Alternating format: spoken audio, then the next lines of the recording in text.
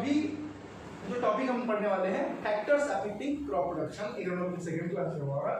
क्या इसमें पढ़ना है हमें, क्या क्या फैक्टर जो है हमारा जो क्रॉप प्रोडक्शन को अफेक्ट करता है ना, क्या क्या फैक्टर है, तो किससे हमारा जो उत्पादन है, उत्पादकता है, वो सब क्या है हमारा कम ज़्यादा ये सब होता रहता है, जिसको कि फार्मर को से लेके हमें सोचना पड़ता है और इकोनॉमिक्स को सोचना पड़ता है, जिससे कि हम अदल बदल करके उसको उसमें चेंजेस लाके उसमें हम क्या करते हैं उसको कुछ मतलब अच्छा करके उसमें है ना उसको इम्प्रूव करके हमारा उत्पादन को हम बढ़ा सकते हैं हमारा कम लागत से। ठीक है, तो वो है हमारा क्या है फैक्टर्स अफेक्टिंग। तो इसके दो फैक्टर है ना, पहला कौन सा है तो इंटरनल फैक्टर, ठीक है इंटरनल फैक्टर, दूसरा कौन सा है हमारा एक्सटर्नल फैक्टर। ठीक है, तो इंटरनल फैक्टर में क्या है, इंटरनल मतलब उसका अंदर वाला, इसको जिसको हम देख नहीं सकते या वो बाहर दिखेगा ही। ठीक है, पहला बात तो इसमें कौन सा है हमारा जेनेटिक फैक्टर। ठीक है, जेनेटिक फैक्टर। ठीक है, तो जेनेटिक फैक्टर क्या है, जेनेटिक फैक्टर है हमारा जो जीन से कंट्रोल होता है ना, जो हेरिडिटरी रहता है, मतलब हेरिडिटरी मतलब अनुवंशी रहता है, मतलब वो एक जनरेशन से आपको पिताजी से आपके पास जैसे आए हैं वैसे ही क्रॉप का वैसे भी जेनेटिकली रहता है, तो उसका जीन में जो डीएनए से कंट्रोल होता है, क्योंकि उसका बाहर बाद में वो अपना एक्सप्रेशन करके मतलब एक्सप्रेस करके वो कितना प्रोड्यूस करना है, क्या उसमें क्वालिटी है। जैसे हमारे जीन में मान लो मेरे में जीन है कि हाँ मेरा कलर ये होगा, मेरा हाइट ये होगा, वैसे ही सबका सब चीज़ अलग रहता है। तो वैसे ही हमारा जो क्रॉप बहुत सारा ब्रीड रहता है, मतलब हाइब्रिड जितना वेराइटी रहता है सबका अलग अलग जीन के द्वारा कंट्रोल होता है। कुछ ये रहता है, मैं आपको डिटेल में बताता हूँ उसके बारे में। तो पहले एक्सटर्नल हम जानते हैं क्या है एक्सटर्नल में। एक्सटर्नल में है पहला है हमारा क्लाइमेटिक फैक्टर, यहाँ पर सिलेबस में सब है फैक्टर्स अफेक्टिंग में देखोगे आप अलग अलग लिखा है क्लाइमेटिक फैक्टर प्रोडक्शन की socio economic and physical property. Physical को हम क्या बोल सकते हैं, क्लाइमेटिक के बाद उसको बोल सकते हैं एडाफिक, एडाफिक और फिजिकल फैक्टर। क्लाइमेटिक में क्या है हमारा जितना रेनफॉल टेम्परेचर जो क्लाइमेट से कंट्रोल होता है वो फैक्टर क्या है हमारा क्लाइमेटिक फैक्टर। तो दूसरा जो है कौन सा एडाफिक। एडाफिक मतलब क्या है हमारा तो सॉइल से रिलेटेड है, ठीक है हमारा मृदा से रिलेटेड है ना, उससे क्या कंट्रोल होता है हमारा क्रॉप प्रोडक्शन। जब आपको मैं बताया था कि इकोनॉमी क्या है, क्या बताया था कि सॉइल क्रॉप और एनवायरमेंट तीनों का मिला जो मिला है ओके, जो अच्छा प्रैक्टिस बनता है, तीनों का जो अपने एक साथ इंटरेक्शन है ना एक दूसरे से, उससे जो ये होता है उसको बोलते हैं हम लोग इकोनॉमी। ठीक है, तो ये जो एडाफिक है हम उसमें क्या करते हैं इकोनॉमी में क्लाइमेट का मैनेजमेंट करते हैं, हमें जैसे बारिश के हिसाब से हम करते हैं, टेम्परेचर के हिसाब से हम ऐसा करेंगे कि सब चीज़ का अच्छा सूटेबल हमारा क्रॉप के लिए है ना। तो एडाफिक क्या है सॉइल का मैनेजमेंट कैसे करना है और सॉइल का फैक्टर क्या क्या चीज़ है जो कि हमारा क्रॉप प्रोडक्शन के ऊपर ज़्यादा डिपेंड करता है, ये हो गया एडाफिक। तीसरा कौन सा है बायोटिक। बायोटिक में क्या है, बायोटिक मतलब आप क्या है बायोलॉजी से रिलेटेड, मतलब क्या है हमारा प्लांट और एनिमल जो है उनका क्या रिलेशन है, ठीक है वो हो गया। और चौथा का है हमारा फिजियोग्राफी। फिजियोग्राफी मतलब हमारा जो खेत है वो किस टाइप का है, जैसे हमारा हिली रीजन, माउंटेन रीजन जो पहाड़ी एरिया रहता है वहाँ पे अलग टाइप का रहता है खेत है ना, और हमारा जो प्लेन एरिया रहता है वहाँ अलग टाइप का रहता है, उनका स्लोप किस टाइप का रहता है, उससे क्या हमारा क्रॉप प्रोडक्शन में क्या उसका मतलब जो रोल क्या है उसके बारे में हमें जानना है। ठीक है, ये हमारे से फिजियोग्राफी का है। पांचवा जो है क्या है सोशियो इकोनॉमी, और इसमें क्या है हमारा फार्मर का जो है उसके बारे में है, क्या है उसका सोसाइटी मतलब हमारा जो समाज और उसका जो आर्थिक स्थिति किस हिसाब से हमारा क्रॉप के बारे में क्या प्रोडक्शन क्रॉप प्रोडक्शन उसके बारे में। ठीक है, तो हमारा मेनली क्वेश्चन आता है कहाँ से जेनेटिक क्लाइमेटिक फैक्टर्स क्वेश्चन आता है, कभी कभी बताऊँ कौन सा क्वेश्चन आता है। ये सब हमारा फैक्टर है जो कि हमारा क्रॉप प्रोडक्शन में रोल निभाते हैं, उनका जो रोल है बहुत इंपॉर्टेंट रोल है। तो पहला जो है जेनेटिक फैक्टर, ठीक है तो जेनेटिक फैक्टर मतलब क्या समझते हैं हमारा क्या है जीन से जो हमारा हेरिडिटरी है, मतलब हमारा अनुवंशी है, मतलब एक जनरेशन से वो आया है उसको क्या बोलते हैं मतलब जीन से जो कंट्रोल वो जेनेटिक फैक्टर है। ठीक है, वो फैक्टर क्या है हमारे जैसे हाई यील्डिंग वेराइटी है, जितना जो हाई यील्डिंग वैरायटी मतलब जो वैरायटी कुछ रहता है जो जिसमें उत्पादन ज़्यादा रहता है ना। बहुत सारा राइस का वैरायटी रहता है जो कि हमारा देसी वैरायटी रहता है, हमारा जो पहले ज़माने से रहता है ना, पुराने ज़माने से लगाते हैं। और कुछ कुछ देखा उसमें और कुछ कुछ वैरायटी रहते हैं जिसमें हम बदलाव करके उसको उसका जेनेटिकली मेकअप चेंज कर देते हैं, मतलब उसका जीन चेंज करके उसमें क्या करते हैं हमारा हाई, जिससे उसका उस एरिया के हिसाब से वो सुइटेबल होते हैं, उसका उत्पादन ज़्यादा रहता है। ठीक है, तो वो क्या हमारा हाई यील्डिंग वैरायटी को हम उसके लिए करते हैं ना, जिसमें उत्पादन ज़्यादा है ना, वो हो गया। दूसरा कौन सा है, इंसेक्ट पेस्ट का रेजिस्टेंस है ना, बीमारी insect pest and disease resistance. हमें क्या आता है, रोग बीमारी से जो कि हमारा रेजिस्टेंस मतलब उससे क्या है वो प्रतिरोधी रहता है, मतलब उससे क्या करता है वो जो वैरायटी है जो भी क्रॉप हम लगाते हैं, क्रॉप हम लगाते हैं उसमें क्या होता है रोग लगने का चांस थोड़ा कम रहता है। ठीक है, तो वो हमारा इंसेक्ट पेस्ट डिजीज, वो जो जीन उसके जीन में ऐसा रहता है कि वो अपना स्ट्रक्चर में तो मॉडिफाई कर देता है ना, उसमें कुछ केमिकल सीक्रेट होता है जिससे कि हमारा जो इंसेक्ट रहता है वो प्रीफर नहीं करते कि हाँ मतलब वो कि वहाँ पे जाके हम अंडा देना है, जो भी है उसका ग्रोथ नहीं हो पाता इंसेक्ट का, है ना। इंसेक्ट को थोड़ा उससे, जैसे हम अभी कोरोना चलता है उसका रेजिस्टेंस के लिए हम जैसे वैक्सीन यूज कर रहे हैं ना, तो वैसे ही टाइप का इसमें क्या है क्रॉप के अंदर रहता है जेनेटिकल मेकानिज्म है, इसलिए वो उसमें इंसेक्ट पेस्ट का रेजिस्टेंस। और क्या है, क्वालिटी ऑफ ग्रेन है ना, जिसे हम पतला चावल देखते हैं है ना, फाइन राइस रहते हैं, सेंटेड राइस वगैरह, ये सब क्या है क्वालिटी बताता है ना। मोटा चावल कौन सा क्वालिटी चावल, कौन सा क्वालिटी का क्रॉप होगा, कौन सा, देखिए सेव भी बहुत सारा आप देखते हो अलग अलग क्वालिटी का रहता है। ठीक है, वो उसके जेनेटिकल मेकअप होता है, उसका अंदर का ही के ऊपर डिपेंड करता है ना, जीन के ऊपर डिपेंड करता है। ठीक है, ये था क्या है जेनेटिकल वाला, ये हो गया। और क्या है हमारा क्वालिटी ऑफ प्रोड्यूस, जैसे हमारा जितना कटन वगैरह रहता है उसका जो कौन सा स्पेसिस लेंगे या कौन सा क्रॉप लेंगे तो उसका कटन का वो मतलब अलग अलग स्पेसिस रहता है, अलग अलग उसका जेनेटिक मेकअप रहता है, तो उस हिसाब से उसका क्वालिटी भी डिपेंड करता रहता है। ये सब था हमारा जेनेटिकल मेकअप है। और कौन सा सब रहता है, सैलिनिटी रेजिस्टेंस, मतलब कुछ क्रॉप रहता है जो कि सॉल्ट को रेजिस्टेंस कर देता है, देखिए मैक्सिमम जहाँ पे सॉल्ट रहता है उससे क्या है प्रॉपर ग्रोथ नहीं होता है। ठीक है, तो कुछ कुछ जेनेटिकली उन लोग ऐसे मेकअप करते हैं क्योंकि कम पानी में उन लोग ग्रोथ हो जाए। ठीक है, एक सूखा एरिया का रेजिस्टेंट, ड्रग रेजिस्टेंट रहता है, जहाँ पे सूखा पड़ता है ना, वहाँ पे देखते हैं पानी की कमी के कारण क्रॉप का ग्रोथ नहीं होता, तो वहाँ के लिए भी क्या करता है रेजिस्टेंस वो क्रॉप का ये रहता है। ठीक है, ये सूखा है इसका इंटरनल फैक्टर, मतलब ये अंदर से कंट्रोल होता है जिंक। ठीक, उसके बाद हमारा क्लाइमेटिक फैक्टर। ठीक है, क्लाइमेटिक फैक्टर में क्या है,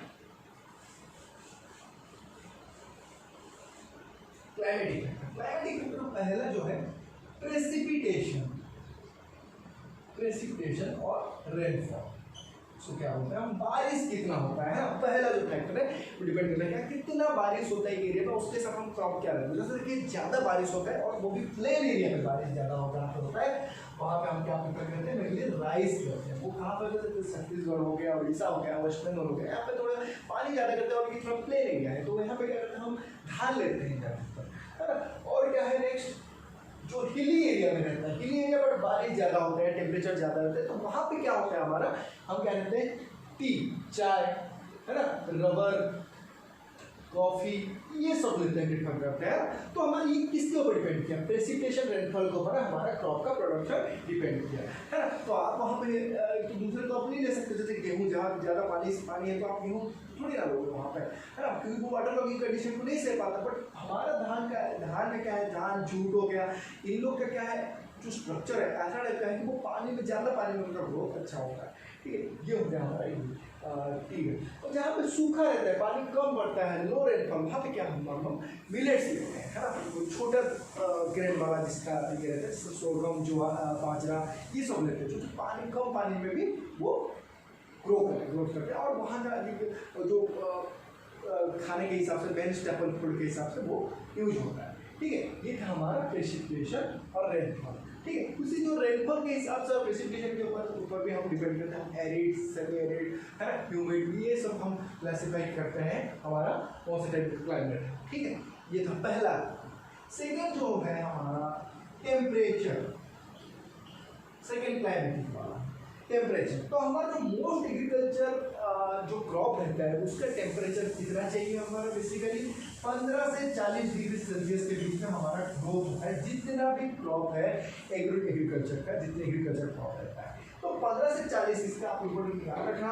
और सब क्रॉप का अलग अलग ऑप्टिमम टेम्परेचर देखिए, क्योंकि देखिए टेम्परेचर से हमारा बहुत लेना देना है, क्योंकि देखिए एंजाइम रिलेटेड है, एंजाइम एक्टिवेशन हमारा टेम्परेचर से रिलेटेड है, हमारा न्यूट्रिएंट का जो मिलता है वो भी टेम्परेचर से रिलेटेड है, हमारा ग्रोथ से लेके हर चीज़, सीड जर्मिनेशन से लेके, है ना, हमारे इंसेक्ट पेस्ट वगैरह सब चीज़ हमारा टेम्परेचर से कंट्रोल होते हैं। तो जहाँ पे ज़्यादा रेनफॉल होता है, वहाँ पे देखिए ज़्यादा ह्यूमिड कंडीशन रहते हैं, वहाँ पे भी हमारे इंसेक्ट पेस्ट बहुत रहते हैं, तो वो फेवरेबल है। तो टेम्परेचर हमारा बहुत मैटर करता है, क्योंकि हमारा जो अंदर का जो मेटाबॉलिक एक्टिविटी रहता है, तो हमारा जितना सब रिएक्शन वगैरह होता है ना, रासायनिक प्रक्रिया जो सब होता रहता है, वो सब क्या हमारा टेम्परेचर से कंट्रोल होता है। तो टेम्परेचर मेनली कितना चाहिए हमारा बेन क्रॉप के लिए, 15 से 40 डिग्री सेल्सियस का। और पहला कुछ क्रॉप के मैं एग्जाम्पल बताऊँ कितना टेम्परेचर है। और जो 3 टाइप का टेम्परेचर रहता है उसको बोलते हैं कार्डिनल टेम्परेचर बोलते हैं। कार्डिनल टेम्परेचर में क्या बताता है, ये बताता है कितना मिनिमम टेम्परेचर है जहाँ पे क्रॉप ग्रोथ हो सके अच्छा, कितना ऑप्टिमम टेम्परेचर, ऑप्टिमम मतलब जो टेम्परेचर एक्चुअली सही है, मतलब एक्चुअली में इतना ही बेस्ट है वो है। और तीसरा क्या है, मैक्सिमम, इससे ज़्यादा होगा तो प्लांट ग्रोथ नहीं कर सकता। ठीक है, ये तीनों को क्या होते हैं, कार्डिनल टेम्परेचर। तो कार्डिनल टेम्परेचर हमारा राइस का क्या है, राइस के लिए क्या है, मिनिमम कितना है 10 डिग्री सेल्सियस, ऑप्टिमम कितना 32 डिग्री सेल्सियस, और मैक्सिमम कितना है 38 डिग्री सेल्सियस। ठीक है, गेहूं के लिए कितना है 4.5 डिग्री सेल्सियस। ठीक है, 45 डिग्री सेल्सियस मिनिमम, ऑप्टिमम कितना 21 डिग्री सेल्सियस और मैक्सिमम 30 डिग्री सेल्सियस। ठीक है, ये था हमारा टेम्परेचर क्रॉप के हिसाब से। ठीक है, ये था। अब बोलता है और टेम्परेचर से और क्या करता है हमारा, टेम्परेचर के हिसाब से हमारा सॉइल टेम्परेचर भी मेंटेन करता है एटमॉस्फेयर के हिसाब से। ठीक है, तो सॉइल तो टेम्परेचर हमारा ज़्यादा हो जाएगा तो मैंने बताया जैसे क्रॉप ज़्यादा नहीं सह पाएगा उसको, है ना, वो ड्राउट हो जाएगा, उसका इवापोरेशन ट्रांसपिरेशन रेट भी बढ़ जाता है ना, तो फोटोसिंथेसिस रेस्पिरेशन ये सब चीज़ भी उससे कंट्रोल होता है हमारा टेम्परेचर के हिसाब से। और टेम्परेचर के ये होने से उसमें उत्पादन, उसमें जो खाना बनना, जो फोटोसिंथेसिस एक्टिविटी कम होने से कारण वो क्या है, हमारा क्रॉप उत्पादन ज़्यादा नहीं दे पाता है। तो तीसरा जो ये हो गया हमारा टेम्परेचर, जो सेकेंड फैक्टर है। तीसरा कौन सा है,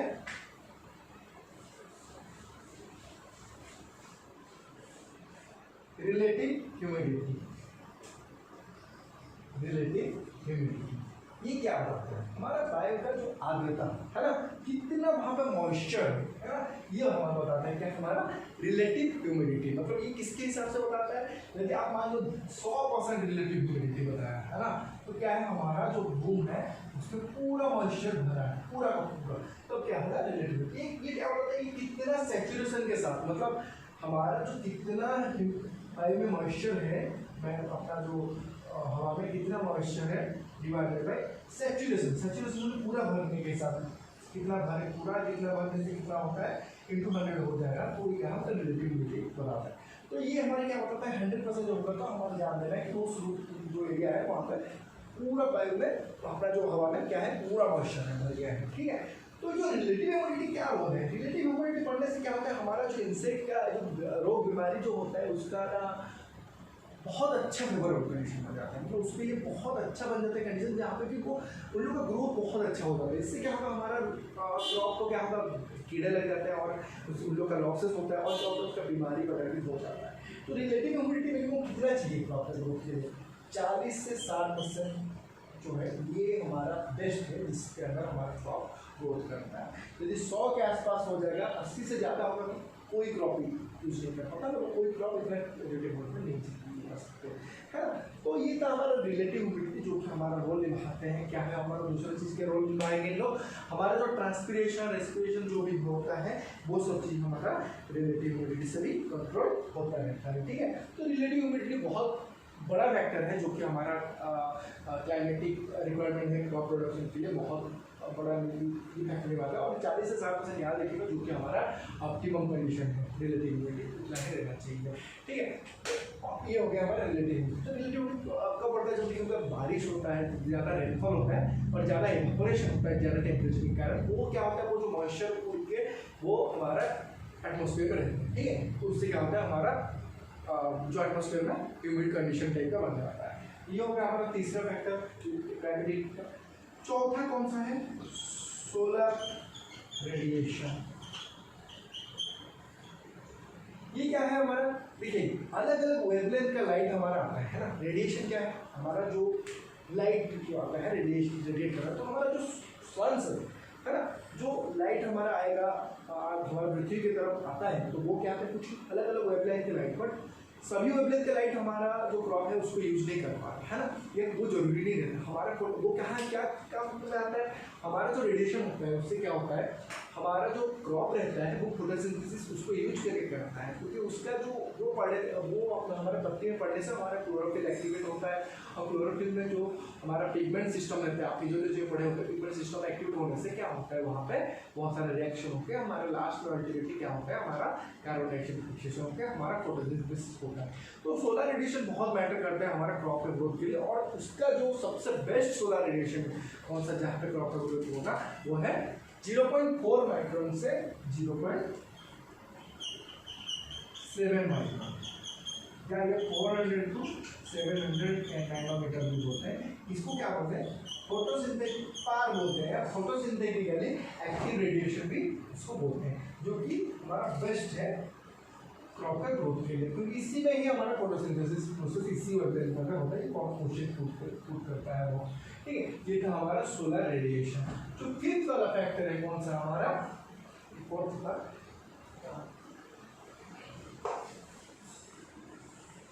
और ये सोलर रेडिएशन के ड्यूरेशन के बेसिस पे हमारा क्या है? हमारा short day plant, long day plant और डे न्यूट्रल प्लांट भी रहते हैं, ठीक है। शॉर्ट डे क्या है? उसका 12 घंटे से कम, 12 घंटे से ज़्यादा चाहिए तो हमारा लॉन्ग डे प्लांट, जो रबी क्रॉप रहते हैं, शॉर्ट वाला खरीफ क्रॉप रहते हैं, और डे न्यूट्रल के उसमें कोई नो इफेक्ट, उसमें कोई ड्यूरेशन नहीं रहता, ठीक है। डे न्यूट्रल के लिए कौन रहता है हमारा? टमाटो, मेज, ये सब हमारा डे न्यूट्रल रहता है, ठीक है। ये हो गया हमारा सोलर रेडिएशन। तो उसके बाद हमारा जो विंड वेलोसिटी के ऊपर है वो कितना है हमारा?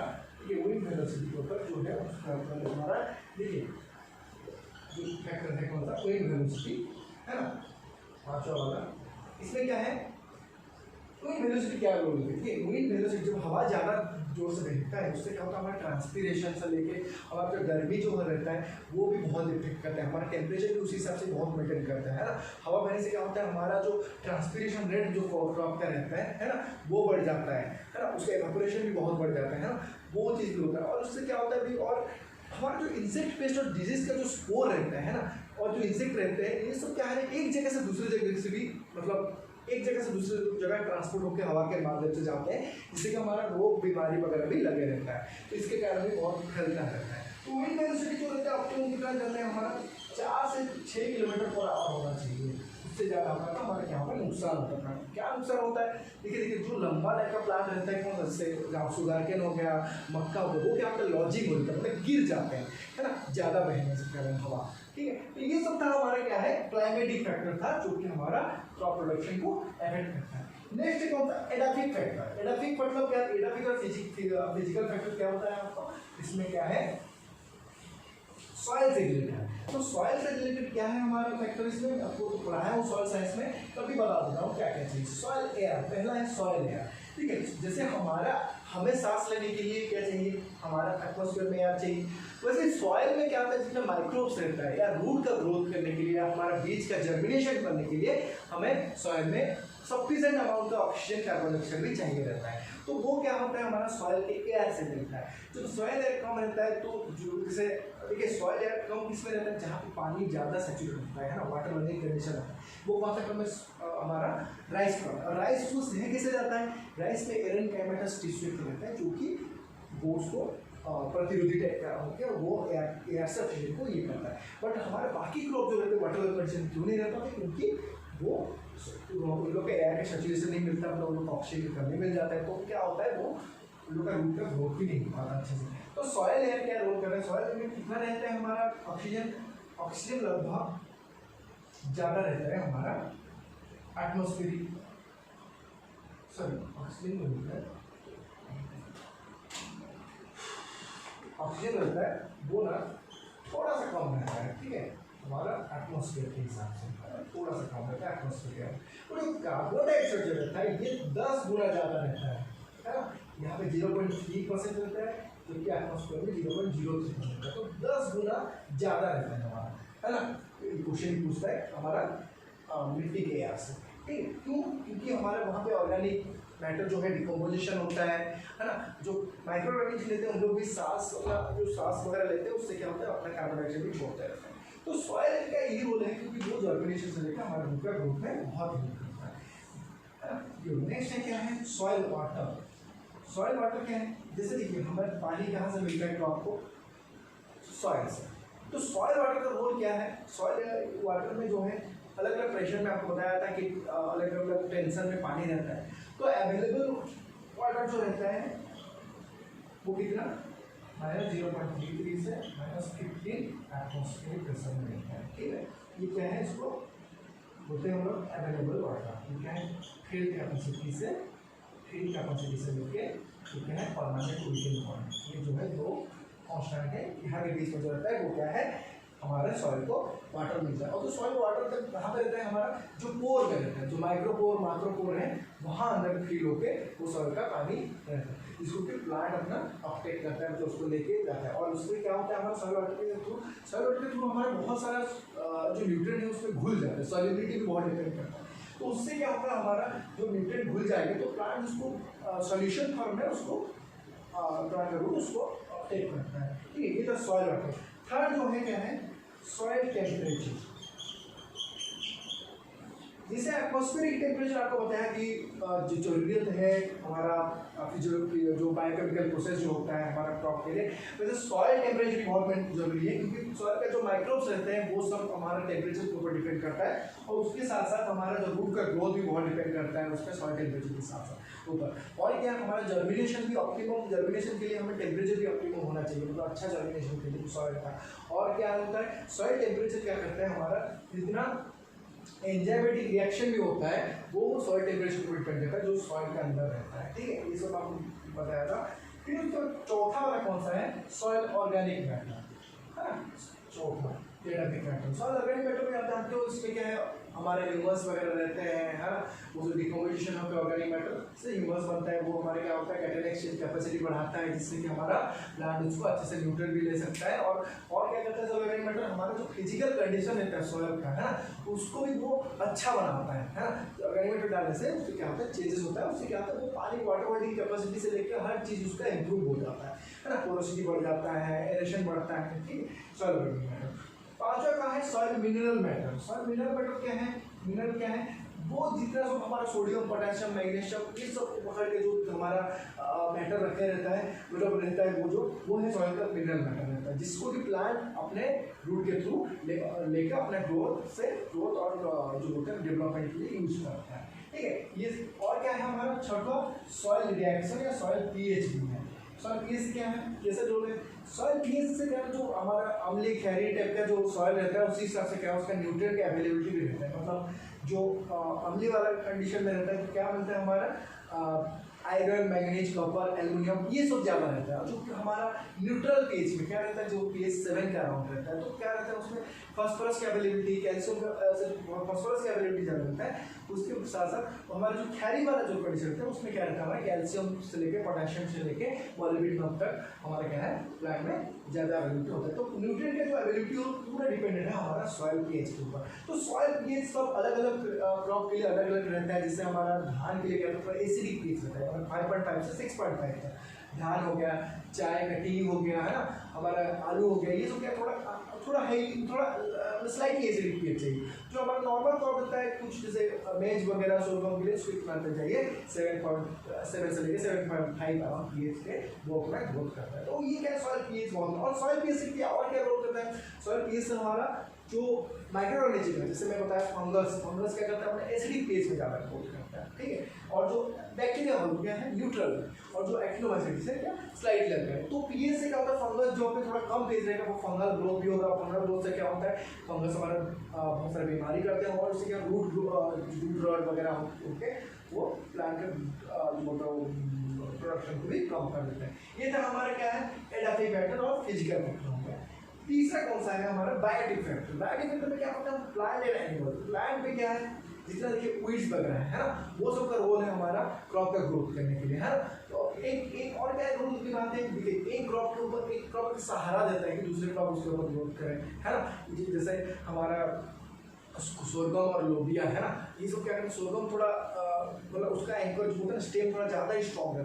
तो लोबिया जो रहता है वो थोड़ा उसके ऊपर अपना मतलब जो होता है ना उसी के ऊपर उसी के ग्रोथ करके उसी के साथ उसके साथ ग्रोथ करके उसको दोनों एक साथ ग्रो करते। तो एक एसोसिएशन होता है ना, एक जैसे मैं मान लो मेरा पैर टूट गया है, मैं किसी के ऊपर हाथ रख के मैं उसी को मेरे को मतलब सहारा दे के लेके गया, वैसे देखिए सहारा टाइप का काम करता है सोरगम का। तो वो क्या है प्लांट का रोल निभाया, तो वो हो गया।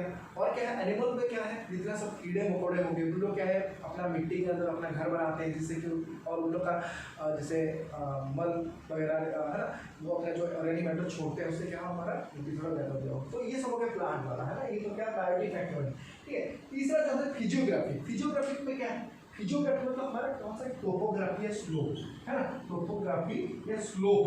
अगर ज़्यादा स्लोप है तो क्या होगा हमारा, जैसे ये तो ज़्यादा स्लोप है ना, ये प्लेन एरिया है, तो ज़्यादा स्लोप होता है तो क्या है हमारा ये ऊपर के जो पानी रहता है उसमें क्या है हमारा जो इरोजन भी होता है ना, सॉइल ज़्यादा रहता है कि वहाँ पे सॉइल का इरोजन से लॉस हो वो होता है। और क्या होता है हमारा वो जो सॉइल होता है, पानी मान लो बारिश हो गया तो बारिश के साथ वो पानी मिल के वहाँ का जो न्यूट्रिएंट रहता है वो बह के आके नीचे जमा होता है, तो वहाँ का जो ऊपर का मिट्टी रहता है वो क्या होता है थोड़ा ज़्यादा उपजाऊ नहीं रहता है, ये फिजियोग्राफी के ऊपर। और वहाँ का क्रॉप जो रहता है ज़्यादा सूटेबल नहीं होता वो हो गया।